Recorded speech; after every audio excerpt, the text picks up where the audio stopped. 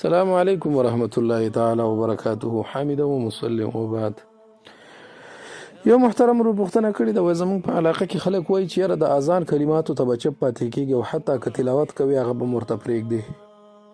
نو د دې شرعي حکم څه دی؟ بله دا ده چې اذانونه خو ډېر زیات دي، د خپلې محلي اذان ته به دقه رنګې ترتیب کوي او که نه نور چې څومره اذانونه ته اوري. جناب عالی دا مسله خو وړاندې موږ په ګروپ کې حل کړې، زه به کوشش وکړم به پیدا کړم در هغه به مو سره شیر کړم. خلاصه دا ده چې د اذان په وخت کې خبرې کول دا مکروه تحریمي دي او غپ شپ لګول دا مکروه تحریمي او سړی پې ګناهګارېږي. لیکن افضل خبره دا ده، د فضیلت والا خبره، چې سړی ورته تلاوت پرېږدي. لیکن که چا تلاوت وکړه بیا هم خیر دی، پې ګناهګار نه دی. او پاتې شوه ستاسو خبره چې چپ کېناستل، نه چپ کېناستل هم نه دي. د اذان اجابت سنت دی، اگر چې په دوو مذهبونو کې واجب دی، لکه د حنابلو مسلک او شافعیو کې. لیکن په دوو مذهبونو کې اصل کې اجابت د اذان په دوه قسمه دی، یو بالفعل دی او بل باللسان دی، یا یو بالقدم دی بل باللسان دی. یو د اذان اجابت دا دی چې مؤذن صاحب کوم کلمات وایي او ته مو سره وایي، دې ته اجابت باللسان وایي. هغه وایي الله اکبر الله اکبر، ته مو وایي الله اکبر الله اکبر، دا باللسان دی. دویم بالقدم دی یا بالفعل دی. بالقدم او بالفعل دا دی چې اذان د کور کې واوري د ډایرکټ جماعت ته روان شي. نو احناف وایي چې اجابت د اذان په ژبې سره په لسان سره دا سنت دی. د استحباب قول هم پکې شته، لیکن د سنت قول راجح دی. لیکن اجابت بالقدم او بالفعل چې روان شي مسجد ته دا واجب دی. او دوه مذهبونو کې چې حنابله او شافعیه دي هغوی وایي چې نه، احادیث پکې باقاعده طور سره روان دی. نبی صلی الله علیه وسلم فرمایي چې کوم سړي اذان واورېده او د اجابت د هغې اجابت ونه کړ نو فلا صلاة له، دا مونځ سره شوی نه دی.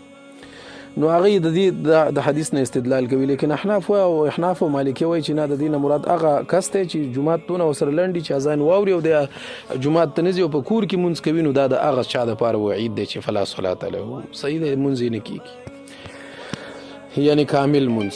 اوس راشه دغه ته مسلې ته، صحیح دی. نو د اذان اجابت باللسان دا سنت دی او ډیر زیات فضیلت دی. اوس درته فضیلت هم وایم. او که یو سړی نه کوي نو په حدیث کې تقریبا چې د دې ډیر سخت ممانعات راغلی دی.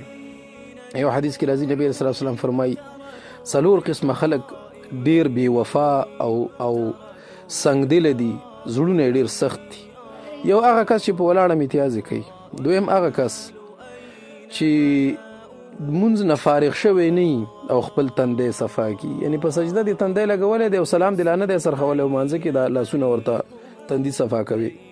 او دریم نمبر کې چې اذان واوري او د هغې جواب ونه کي. او څلورم نمبر کې چې زما نوم واوري او په ما باندې درود ونه وایي. نبی اسلام فرمایي دا بې وفا خلک دي او زړونه یې ډېر سخت دي. بل روایت کې دا راځي نبی اسلام فرمایي چې کم سړي اذان واورېد او د اذان اجابت یې وکړ او بیا ورپسې دا وروستو دعا ووایي اللهم رب هذه الدعوة التامة والصلاة القائمة آت محمدا الوسيلة والفضيلة وبعثه مقاما محمودا الذي وعدته. دا کلمات ووایي نو دا سړی به الله تبارک وتعالی جنت ته بوځي. بل روایت کې دا راځي زما شفاعت به په ده باندې لازم شي.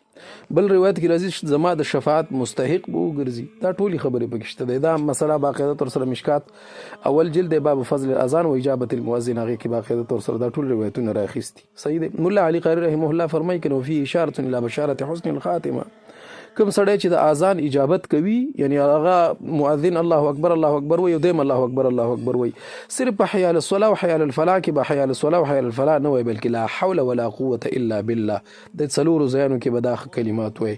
نور چې څرنګې مؤذن وایي هغه رنګې به تم وایي.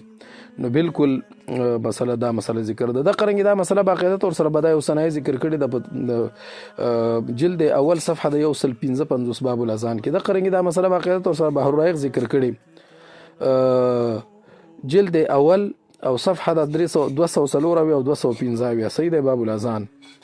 د قرنګ دا مسله باقاعده طور سره حکیم الامه مولانا اشرف علي تنویر رحمه الله حل کړي جلد اول صفحه د 133 کتاب الصلاه. د قرنګ دا مسله فتاوا دارالعلوم دیوبند حل کړي، ډیره مزیدار حل کړي. جلد اول صفحه د 1 باب الاذان د قرنګي دا مسله شمس الفقهاء مفتی محمد فرید رحمه الله حل کړی د جلد 2 صفحه د 115 باب الاذان والاقامه. اوس راغله خبره ده چې د اذان په وخت کې خبرې کول مکروه تحریمی، یعنی ناروا او سړی په ګناګار. د اذان په وخت کې افضل خبره ده چې تلاوت او تفریق د خوچاو غاړه پینه بنديږي. چپ او غلې پاتې کېدل هم ښه خبره نه ده. د اذان اجابت سنت دی او په کار دی چې سړی اجابتو کې باللسان او بالقدم او بالفعل دا واجب دی چې اذان دی ووري د جمعات تزي. او بل خبره ده چې کوم اذان د خپل محلي کې دا ټول احسن الفتاوا دا مسله ذکر کړي، هغه وایي چې نه د خپل محلي سنت او ما سوا دا نور چې څونه دی هغه د وس پوره او طاقت درکې نو بیا مستحب او ښه خبره ده. او کدیونه کدا غي اجابت په ګناګار نه. السلام علیکم ورحمت الله.